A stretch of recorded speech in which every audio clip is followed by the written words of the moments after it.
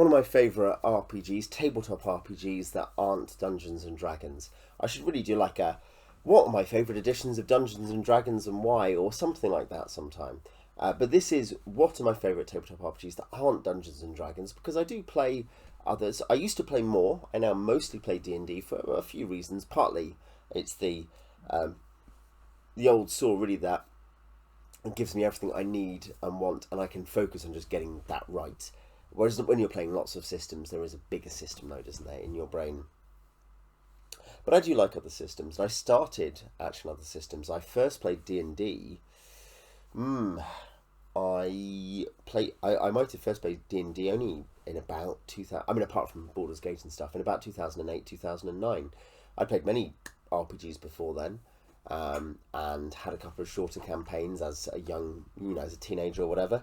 But yeah, and I played many since, and I've run a couple of games of these other systems in recent years.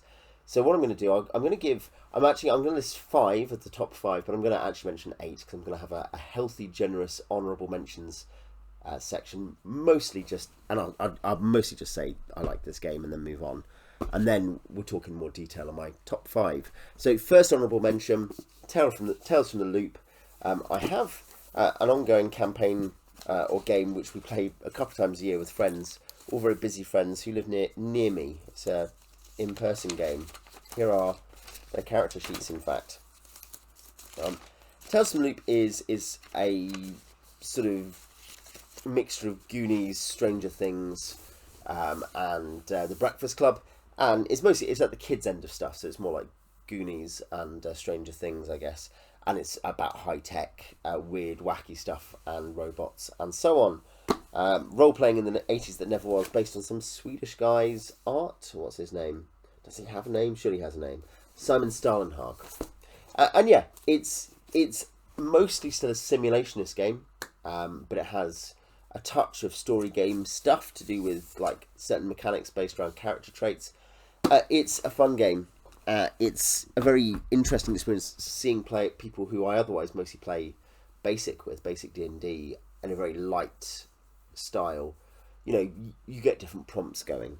Another game, I've only played this a couple of times, but I enjoyed it.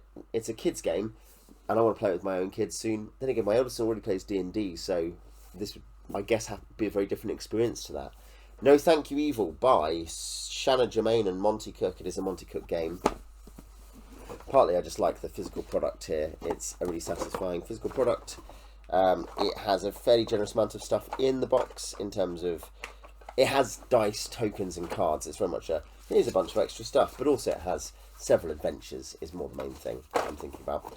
It's a nice game with a fairly it has scalable difficulty for characters. This is the cool thing about it. But basically there are 4 stats: tough, fast, smart and awesome. It is just a fun game with scalable difficulty, easy to teach. Probably if you're like, I've got a 7 or 8 year old who just wants to play a role-playing game with me and you play D&D, basic is going to be as easy to play with him in lots of ways, but I think it has a different feel. It has some kind of fun colour to it. And the final honourable mention is, and this is really my number 6 in a way, but it's probably best to be honest that it's not made my top 5, but is Werewolf the Apocalypse. Controversial perhaps, given that my RPG stuff here is very much old school D&D, but if you want a game that helped me learn how to DM in a way that has massively helped my open world role-playing abilities, is Werewolf, because when I played a mid-running campaign, we did like a couple of adventures worth of stuff in it, a couple of long, full-length adventures, and it was high, because it's a very talking game, and it's very much an interactive world game, and that's the way it should be run. And that's not what the published adventures tell you, but then it's the same with D&D. But it's a world which you should be able to explore and find very open and amenable to player activity, and that's really what you're told should happen. It's just that these materials you get for it never say that. But yes, it is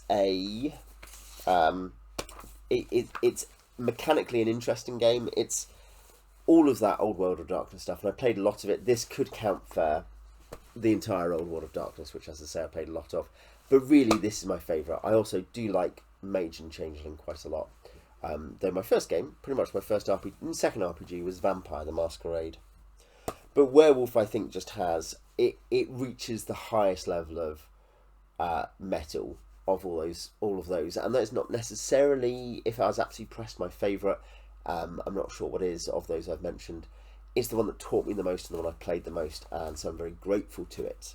It's a great game. You have to accept that, and it's interesting because this will come up, that White Wolf basically in those games didn't tend to worry that much about having mechanics that were measurable and knowable. There are some things like the way the dice pools work which are fine.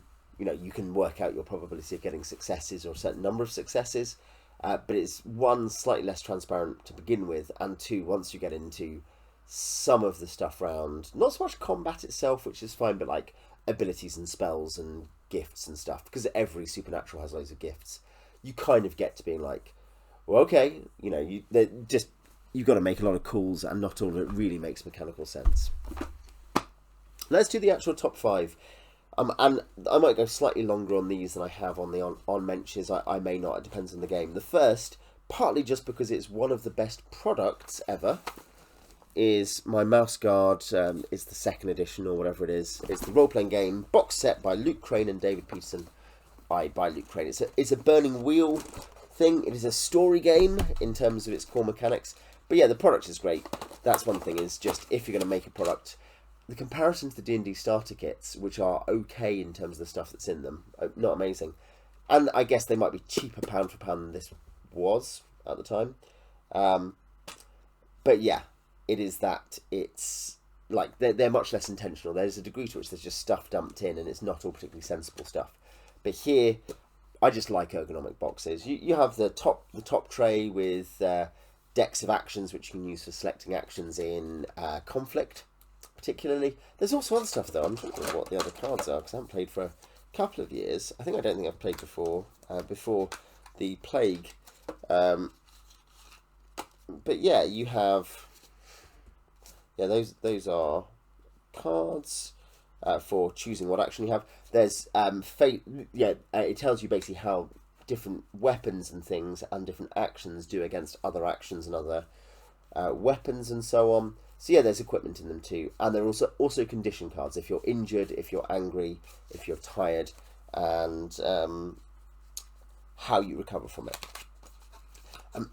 So yeah, you've got this really nice physical product. So in that sense, maybe I'm partly just recommending this. You've got the dice on the top as well, custom dice, which I don't think you have to use. I think you can just number them, but you have the rulebook, which is a version of Burning Wheel. I've never played Burning Wheel. I've read it. I don't particularly need to play it, but this very nice product in an odd format. You can always question the odd formats, but it works. It makes it very readable.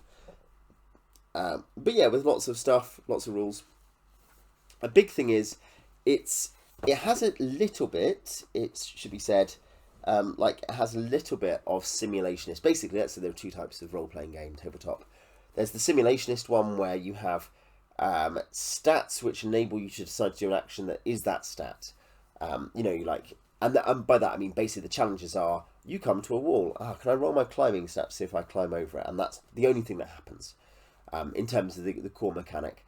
And that can simulate different things, but the mechanic is a transparent mechanic on top of whatever the dice roll is. The dice roll is abstracting probability, but the mechanic is not abstract. Story games, I basically think, can be summed up as there is an abstraction of something that allows you to tell the story and do the thing. They're still mechanically serious. They're very often very mechanically serious.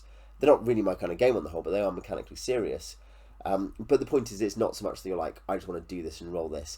And here, though your abilities and stuff are directly pertinent to your ability to do stuff, the order in which you can do stuff is not. Do you know what I mean? As in, the way in which the game works, the player turn, GM turn stuff, the GM setting challenges and the players choosing to take on negative conditions, things like that, is not a here's challenges, what do you roll to overcome them, okay, here's your risk. It is instead, one where you're partly trying to tell a cool story, and that may even involve some failure. You're probably happy to cope with that. That would be the gimmick, I guess. You know, that it's not about winning. Whereas D&D, it should be clear, D&D is about winning in one sense. So are some other simulationist games. By that, I don't mean a good game is one where the players succeed in everything. What I mean is the players want to succeed, generally speaking. They define their success, but they're not like, man, I really hope... I mean, and a player may really enjoy it. This is the point. They may enjoy a famous last stand or a whatever. They may really get into the role-playing, but the mechanics support a game which involves trying to succeed at stuff. But here, yeah, you're talking about how to put it together. You're talking about how to put a mission. Then you write session goals. You design a mission. It gives you clues about how you do it, and then basically, yeah, people write goals, and then the GM takes over. He describes the mission, and he tells you what abilities and skills are tested. This is the GM's turn. We'll talk about tests in the next chapter. So you, the GM, you say, the river is rushing. What do you do? This is an example of something I actually wrote. You know, the river's roiling. What do you do? There's like a bear in the way or something. Then the game enters the player's turn. During this part, the players drive. They get to try to recover from the beast, and they're taking the GM's turn. They also pursue some of their personal goals and needs without the GM getting in the way.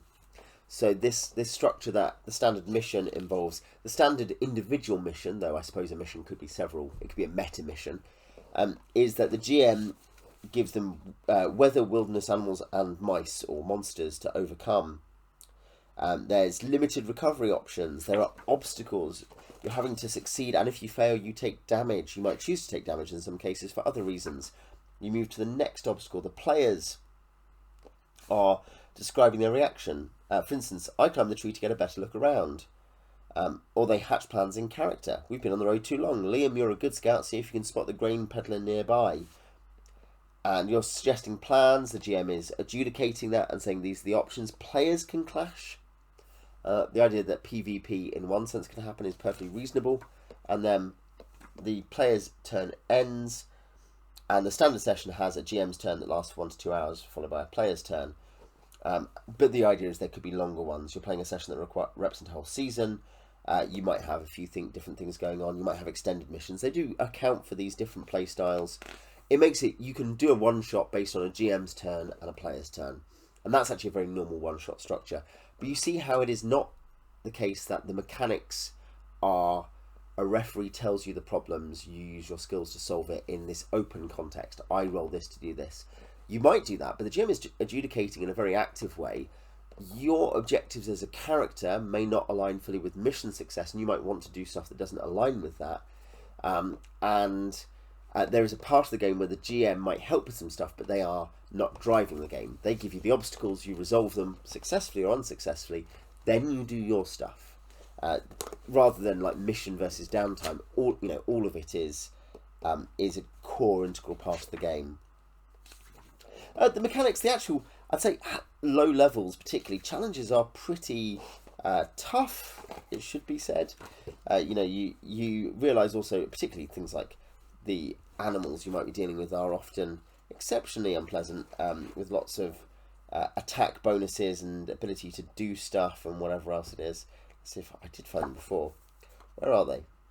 Those are, different skills and stuff. There's very detailed character creation, but a crow is nature 7. It has quite a strong nature. That's one thing. The stats are also, they're actually, in this sense, they're not necessarily anti-simulationist, but they are something like some World of Darkness things, if you're more familiar with that, where they're double-edged. That you don't want stats to get too out of whack, or if you have stats that are stronger in one direction, particularly nature.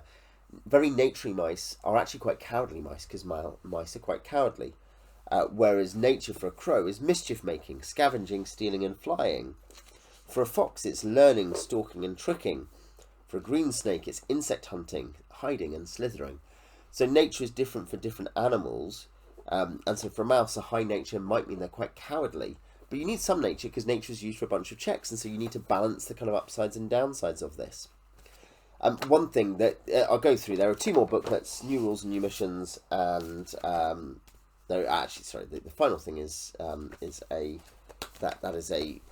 DM screen There's then a map of the land, and then there are a bunch of sheets, character sheets, GM sheets, which are the, which I've got there.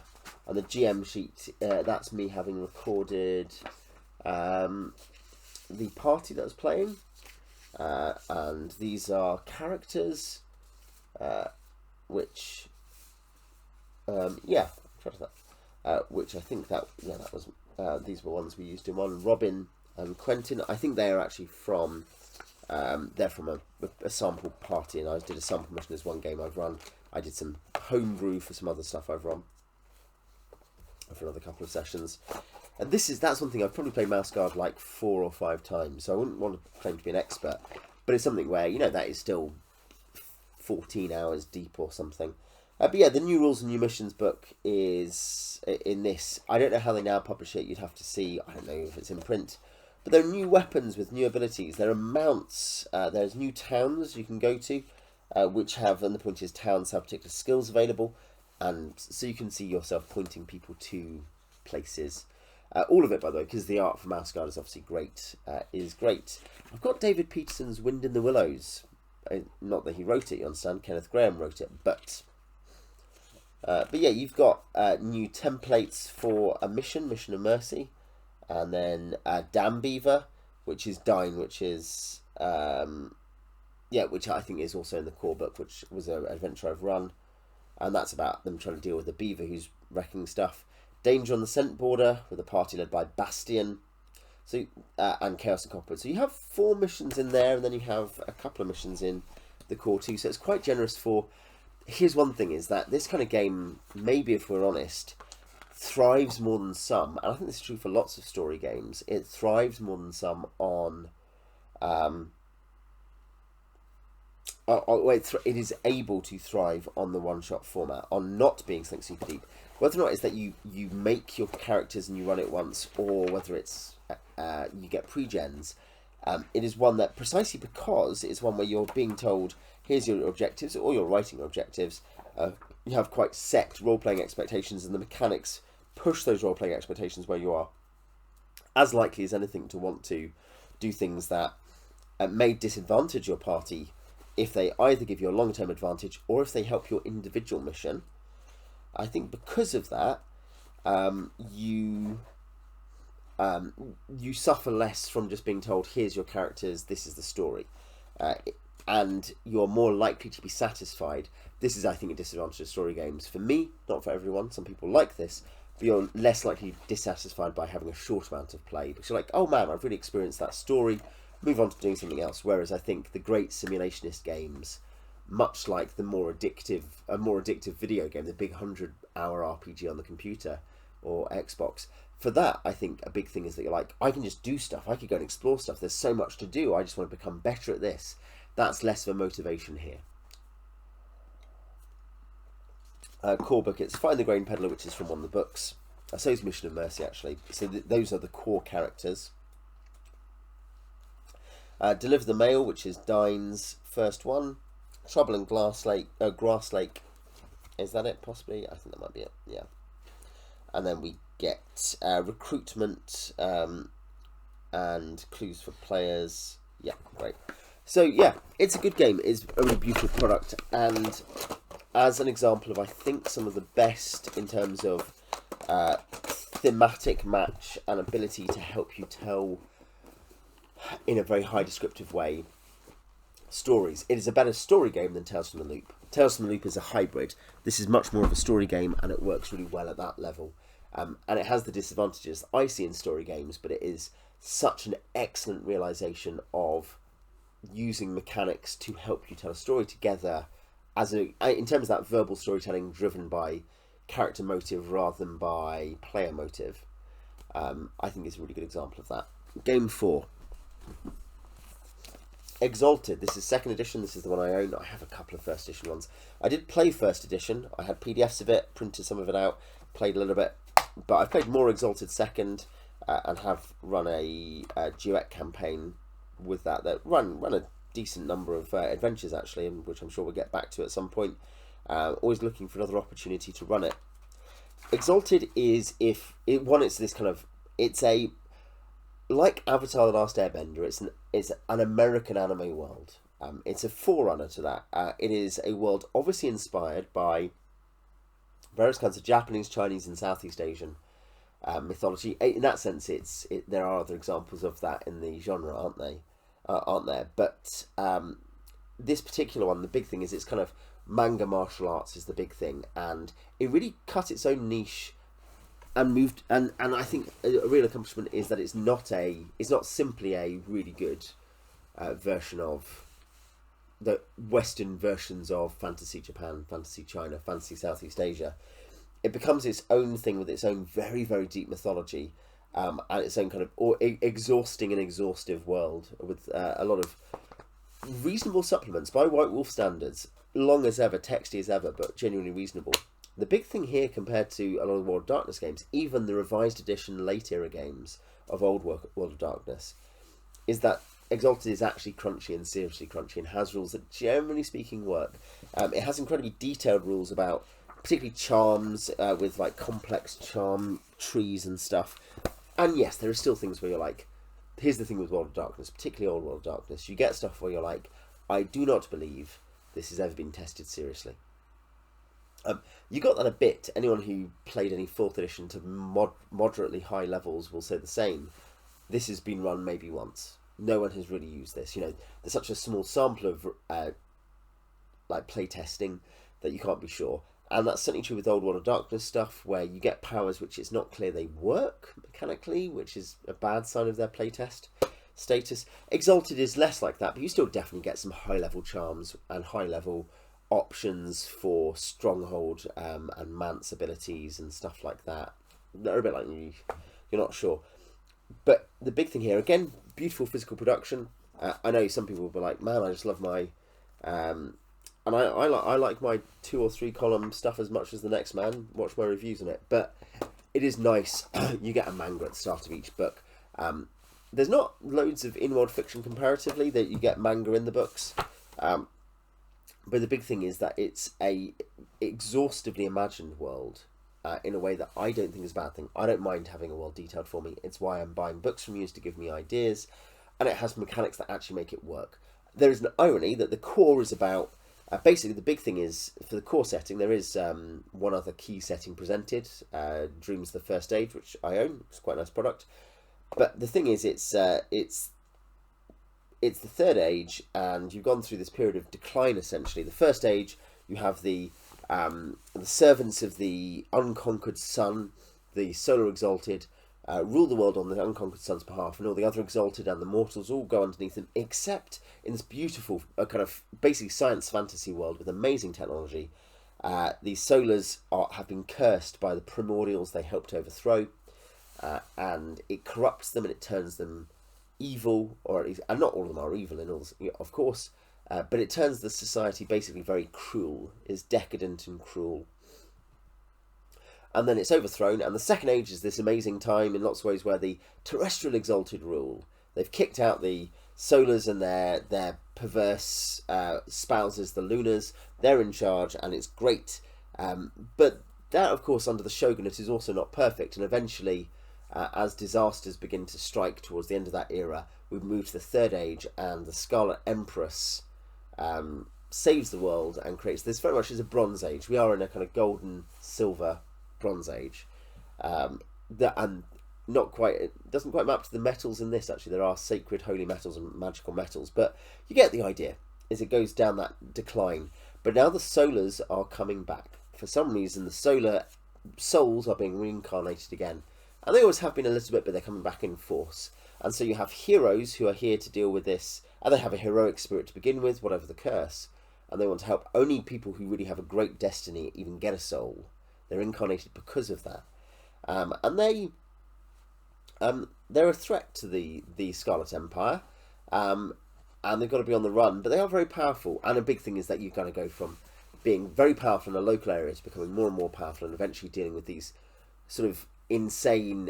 Basically, you rapidly get to higher levels than in D&D, and you're dealing with more and more insane stuff. From the start, it's quite insane. You're much more powerful than a first level fighter.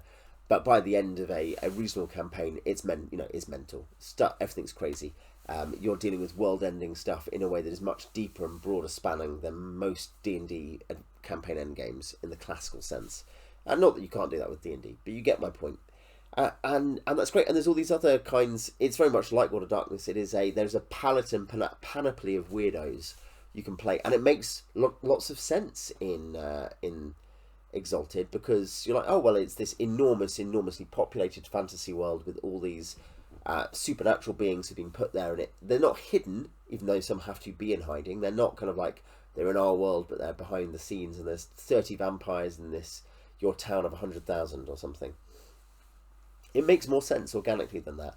And mechanically, it's better. The one irony is that probably the Solar Exalted are one of the most complex types of Exalted or anything they make. Probably Heroic Mortals and Godborn, even Terrestrial Exalted, the Dragon Blooded, are a lot easier to run as someone who's never played the game. A Solar Exalted at first level is much more complex to play than most of the Supernaturals, apart from maybe mages in World of Darkness. I would say, at least. I think it is a really worthwhile setting for a game which really tries to make combat interesting. If you want to play a game that really can be a miniature combat game too, if you like combat in D&D but are interested in what would be a very different take on it, or if you like the second edition modular stuff, which is very much like, here's loads of extra combat options, Exalted does that. If you like the idea of an American anime world, which is very distinct, it doesn't fall into just being American anime, it very much moves beyond it into its own thing, combining different influences, this is it. If you like nicely produced books, this is it.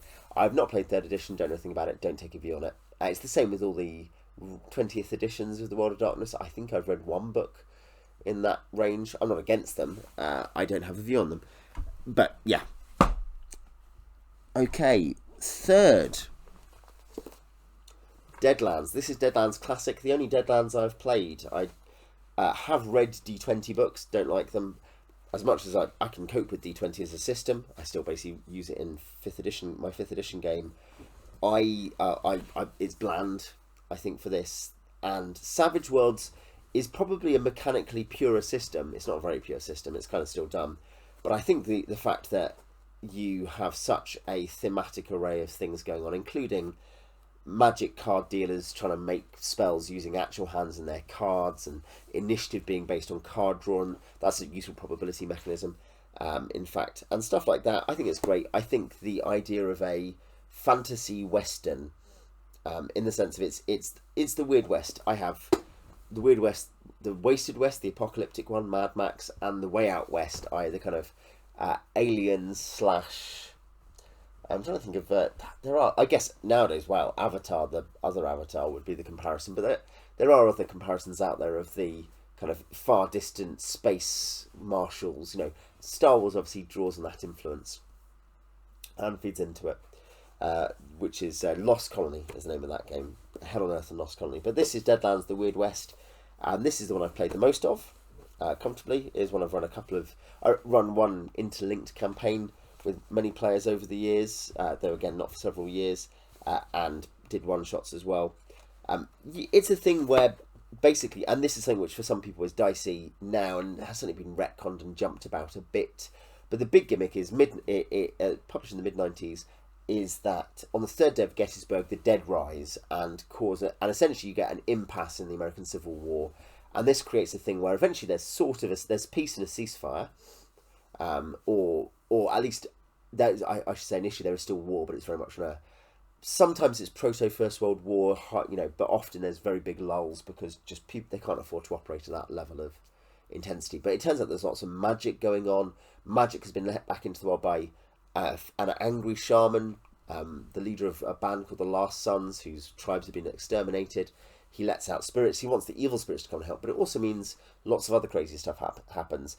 Partly, to be fair, two of the two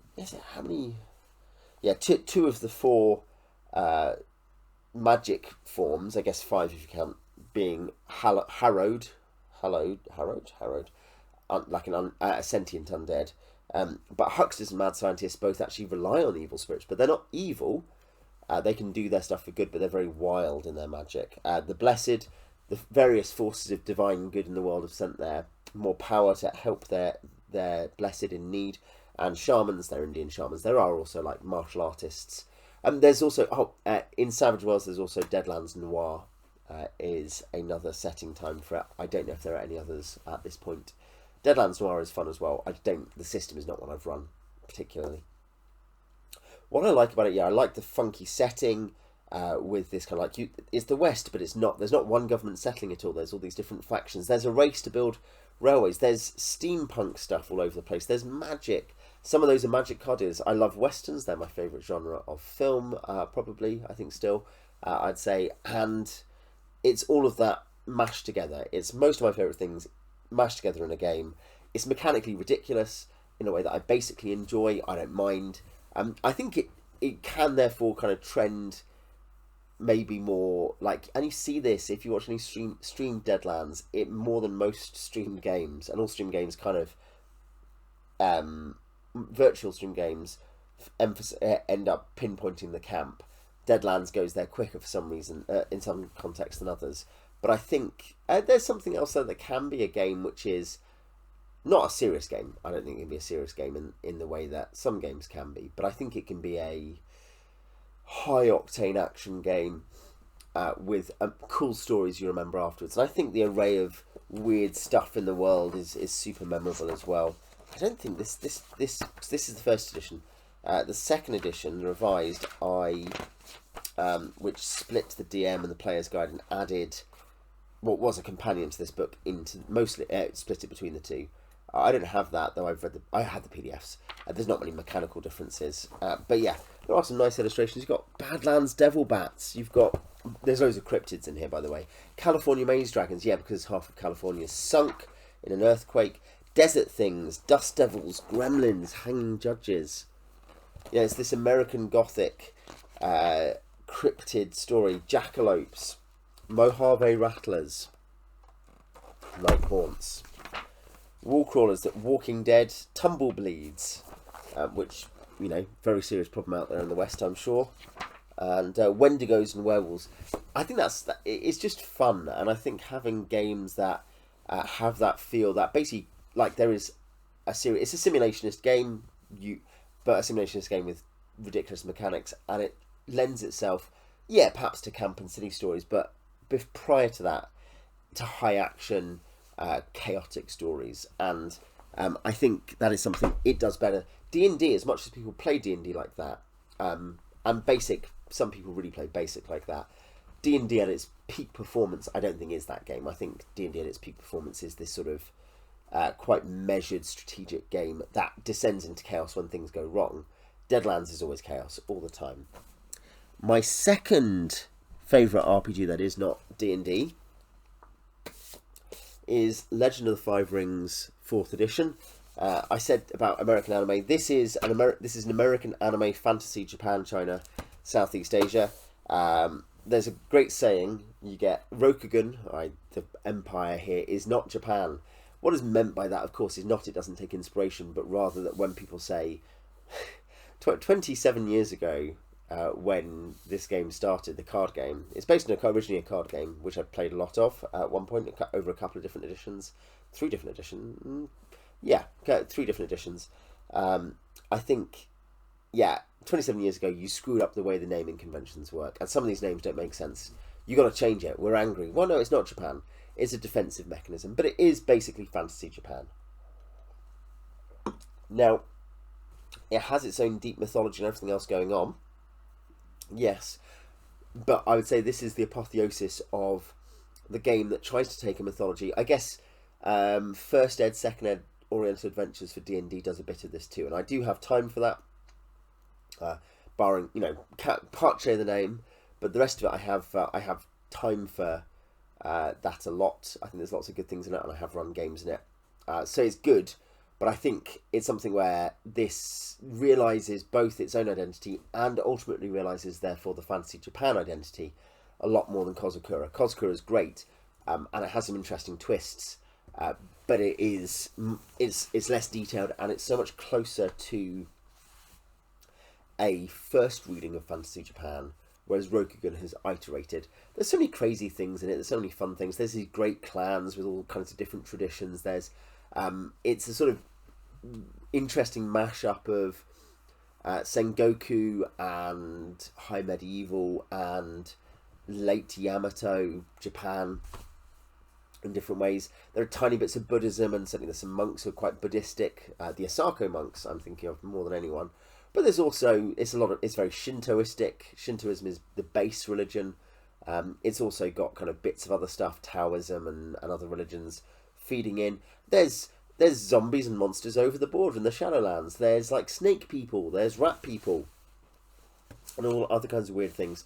There are gaijin, you can go and deal with foreign lands, but the core game is based in the tensions between these great clans on this map. And it is a simulationist game, and this is maybe the mechanical thing I want to praise most. I actually want to praise literally this book in a moment, but simulationally, 1st, 2nd, and 4th edition, I own, which are very similar in lots of ways. I own the 5th edition starter. I've read it, haven't played it. 3rd edition is D20 based. I think it's D20 based. It is, isn't it? Again, I've literally looked at some books and I've never really paid enough attention. Not 3rd edition, 2nd edition. 1st, 3rd, and 4th edition are, I think, organic and based on the kind of the semi-proprietary system. A 5th is a bit. But yeah, this mechanically, simulationistically, isn't chiefly... It has simulation mechanics which help the game it wants to be. Deadlands does too. I've kind of indicated that. Exalted has these massive powers. You've got all these abilities, all these crazy things. It's this game where you are going gonzo on the power stuff. Deadlands, the mechanics help you simulate this sort of pretty wild, crazy Western with weird creatures in it.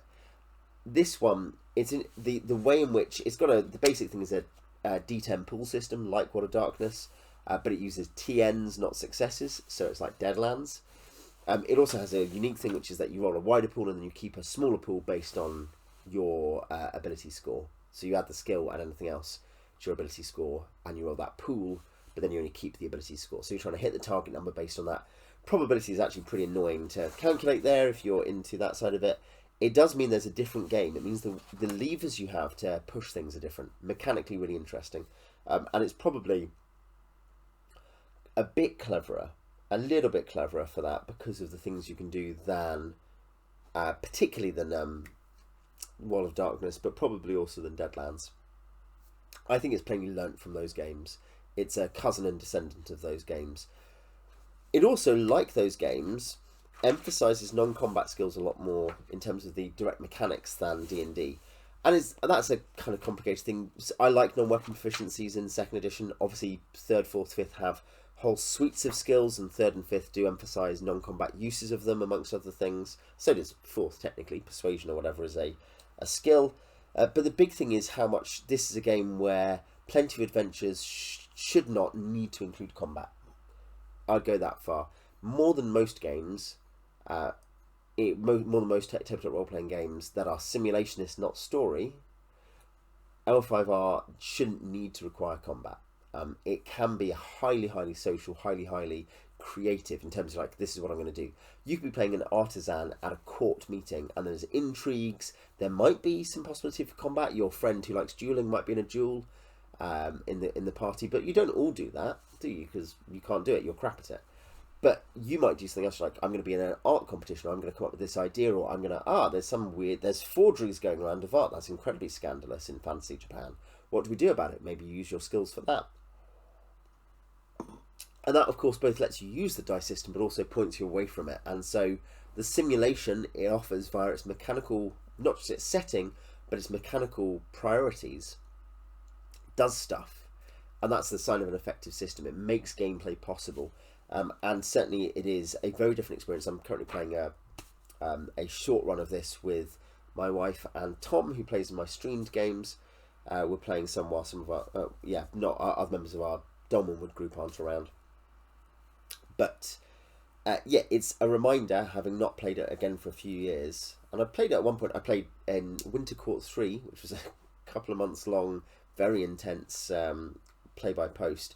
And I played some other times too in online contexts, and a tiny bit in person. But yes, it's a reminder of just yeah, the kind of game it ends up being tends to be a lot more like, how do you negotiate the social situation? How do you use the stats? In that sense, you use the stats and abilities in your sheet to parse not a combat situation or a dungeon situation, which are the classic things D&D is doing, but a social situation and things like that. The combat itself is pretty good.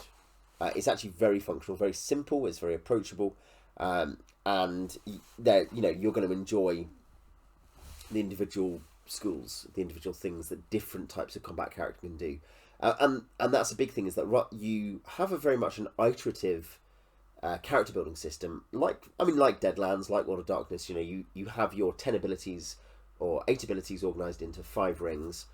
You also get a bunch of skills via your school, your main training, and you buy more skills using XP. You get a starting XP budget, so it's a bit like GURPS or something. I didn't even give this an honorary mention because of my issues with not finding GURPS exciting. GURPS Discworld was actually a fairly early game I played, and I think I have a lot of time for it as a kind of fun. It's not a completely catastrophic way of dealing with Discworld. It's dumb. It's not really a game you'd play as a serious game or over more than one session, but there we are. But yeah, you've got an XP buy, a point buy system, and it has merits and flaws, advantages, disadvantages, they're called here, like GURPS or like some World of Darkness games, like Deadlands, in fact, to buy yourself more points. And yeah, you come up with really distinctive characters, probably more distinctive in lots of ways than World of Darkness, because of the way that and advantages and disadvantages are so integral. And you choose your clan, or at least whatever your clan equivalent is, and you choose a school within that clan, and that gives you a bunch of stuff. So you have some of it is fairly open by, but some of it is very closed. You pick 2 main things you are. So let's say this is what I've opened to. My clan as well, in terms of what I played in the CCG. Crane Clan. On the top school in this is, well, you pick a family within that. The Kakita are +1 agility, and the Kakita Bushi, the classic Kakita duelist. There's, in an expansion, there are Kakita artisans as well. But they get +1 reflexes, they get a certain number of free skills. Their honor rating starts at 6.5, and they get a certain outfit, free stuff. Light armor, sturdy clothing, daisho, any one other weapon, traveling pack, and 10 koku.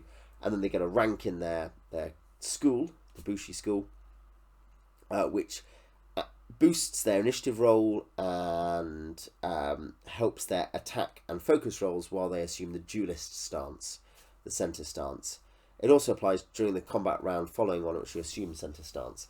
So this thing that really focuses on you being a centered duelist, it's thematic, and it's also quite effective. It has 2 things, in fact. That's quite a powerful rank one, to be honest.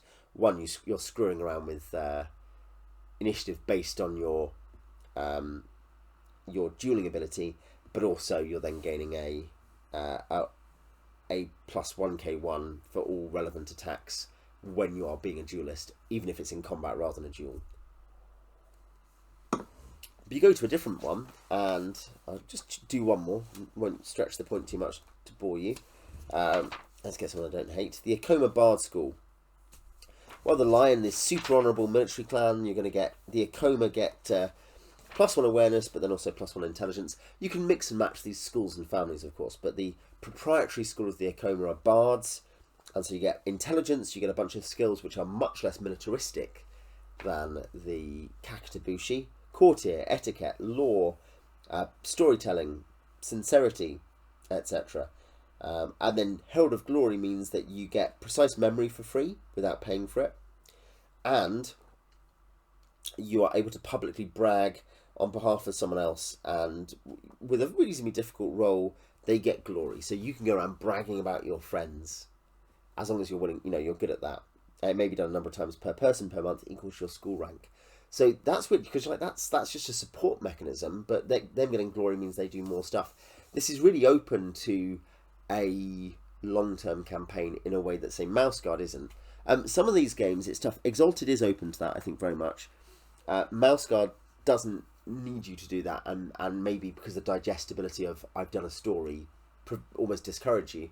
I think Deadlands goes either way, mostly because the longer term campaigns of Deadlands, you're making your character more powerful, the stakes get bigger, and they're exploring, but there's not a big infrastructure of stuff you can do. That's the big thing with Deadlands, is that apart from gaining power, and if you're a mad scientist, making bigger stuff, there's not a big thing you're doing. Whereas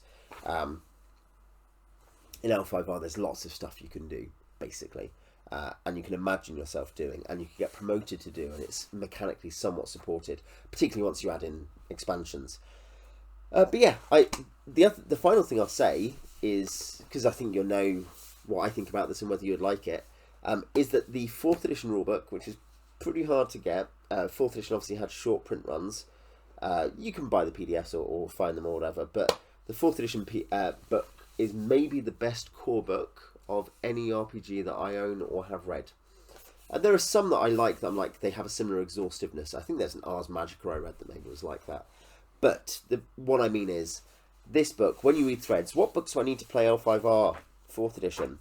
The answer is maybe just this book. There's one other book that has starting level mechanics in it. Or sorry, there's 2 other books that have starting level mechanics, depending on what you want. There's a third that has some bits that flirt with that, but isn't really. And the 2 I'm thinking of, Great Clans gives you extra starting schools for the main clans and lots of information about them.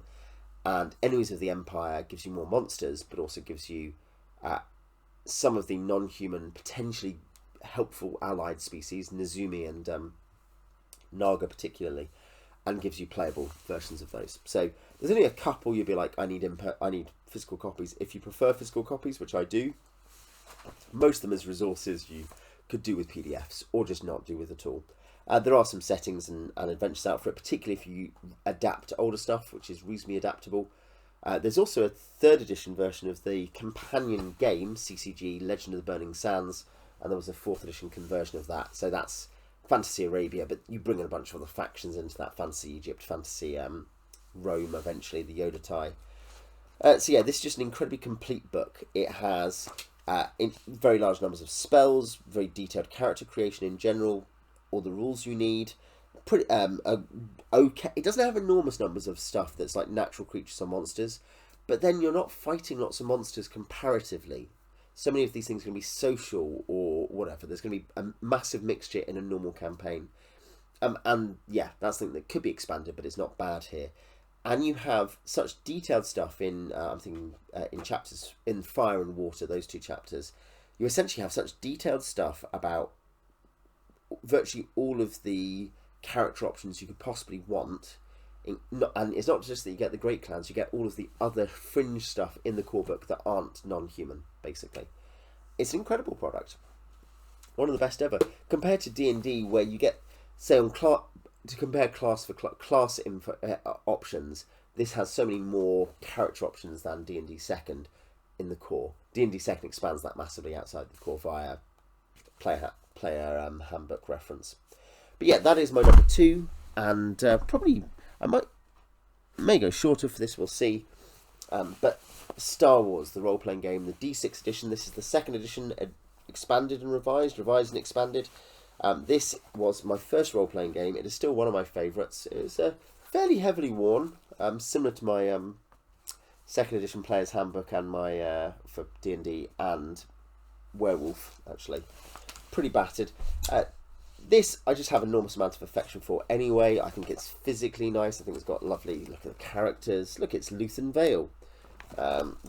Who's a gambler here. Looks surprisingly like Stellan Skarsgård anyway. Lots of photos from the movies, lots of bits and pieces. It has a free adventure I've run, which I think is actually quite good. If you want a very simple intro to the game, Pirates of Prexia. It's got lots of stuff that I don't... It has lots of tutorial stuff, written by Bill Slavacek, I guess, which is Bill... It like, you know, the DM says something, and then the players do this stuff, and you can read player examples. And I think I concluded a long time ago, I don't think even people trying to learn how to roleplay learn very much from that. Probably, it's Bill Slavacek designed the Saga edition, didn't he? He designed the D20 edition, if memory serves. But yeah, credited to Bill Smith, Peter Schweighofer, George R. Strayton, Paul Sudlow, Eric S. Troutman, and Greg Farstein. West End Games, fairly late. This is 96, so fairly late before West End went bankrupt. I would have bought it in about 99, 2000. There's this weird shop, not weird as in it's a comic shop, Comics Unlimited originally it's called, Comics and Games shop in the school I went to town, in the town I went to school. and they had role-playing games, which now I recognise just somewhat a random mishmash. But I got Star Wars role-playing game, I got Vampire the Masquerade, I got Deadlands. I got Deadlands, I think, I'm not sure everything I got there, but I got particularly Hell on Earth and some bits and pieces for Weird West. And yeah, very, very formative experience for me. And I got some other games too there. And yeah, much affection for that place. Went out of business after a few years. It would do better now and it'd have a better grasp of the market based on the current market. The Star Wars D6 system is a dice pool game. You have abilities, you have skills under those abilities. You create dice pools out of the attributes, they're called, and the skill. And there are specific ways of getting extra skills and advanced skills and so on. Different species have different abilities and disadvantages and so on. The role-playing mechanics are light. You can earn dark side points via doing evil stuff, so that could be bad. You get force points, character points for doing relevant good stuff. Character points are also your main basically their experience points, but they're also you can alter results with these things. Well, same in Deadlands, similar mechanic with your chip pool. You exchange those for XP. Mostly this is a simulationist game with pretty straight mechanics, which are somewhat combat focused, but really strength gets brawling and dexterity gets most other stuff. There's lots of other stuff where you're going around fixing stuff or like running away, sneaking around. Mechanically, it's not actually that exciting in some ways. I did run a adventure this, a kind of full adventure this with my main D&D group during lockdown. I really enjoyed it. I hope we'll play it again sometime, actually, maybe. But the yeah, and that was fun. One thing was combat is in a good way dicey. It's like you don't want to get caught in combat; you'll die. It's very lethal, and it's meant to be. L5R does sway that way as well. But yeah, the point is you're going around in a fairly high action mode, doing lots of things. And you can just roll your way through social situations. It's not a game that's trying to push you into high sociability. It's not a game that, because of the action adventure format, encourages you to an open world approach. Neither does Deadlands. They're simulationists, but not open comparatively. You can make them more open. The game we played was High-ish Republic. And yeah, it was not High Republic. It was Sith Wars, Sith period during a kind of Sith Empire ceasefire period, and there was circuit Jedi going around dealing with problems in a Republic sector on the border, basically. So you can do that. You can say, oh well, this gives you scope for picking what you want to do and making you more proactive. There's another way you can make it proactive, of course, is and this is the classic, maybe the best format for it, is you're a rebel cell and you're in charge of the rebel cell, so what are you going to do? And you make it more of a military game. The mechanics generally function, they're not exciting. There are ways, certainly anything which gives you standardised roll dice to fix social situations can be problematic, I think. It can become dull, players make bad decisions and hope to get away with it via rolling dice more often. The combat is very Star Warsy, the feel of what you do is very Star Warsy, and the range of resources is amazing. It feels like Star Wars. I love Star Wars, so that is obviously a bit of high praise from me. All these games, you notice, I've kind of felt like they have genuinely, the mechanics have represented the thing they're trying to help you do.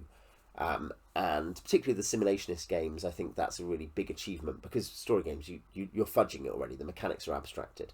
With simulationist games, you have to have a degree where the abstract bit, the dice, feels like it is actually closely tied to the things you're doing. Like it has a meaningful direct effect. And that then has to match the theme. And these are all very different games that I've mentioned that really do that, I think. And they're all games I'd be happy to play again. That's one thing. It's not that I'm like, oh, I thought that was clever. And I've got some games I think are clever. But these are all games I'd be like, yes. Within reason, if I had time, I would happily run an adventure or a campaign of that. Those are my top 5 plus several other role-playing games that are not D&D. Yeah, they're great. They're my favourites, but what are your favourite RPGs? I know I've got some subscribers who love Call of Cthulhu particularly. I'm not sure I've ever played Call of Cthulhu. I've only played Shadowrun via video game. I think I've played some related Cthulhu games. I think I've played, is it Delta Green, or no, is it Trail? There are some good solo books of, I think it's that I've played. So I've played some stuff around that, but never played Call. much to my shame. Shadowrun, another big classic I've not played. Paranoia, not played. Oh no, I've played Paranoia once. I say that is a lie. I've played Paranoia once at a games club. I thought it was fun. What are your favourites then? That's mine. What are yours? I will see you next time.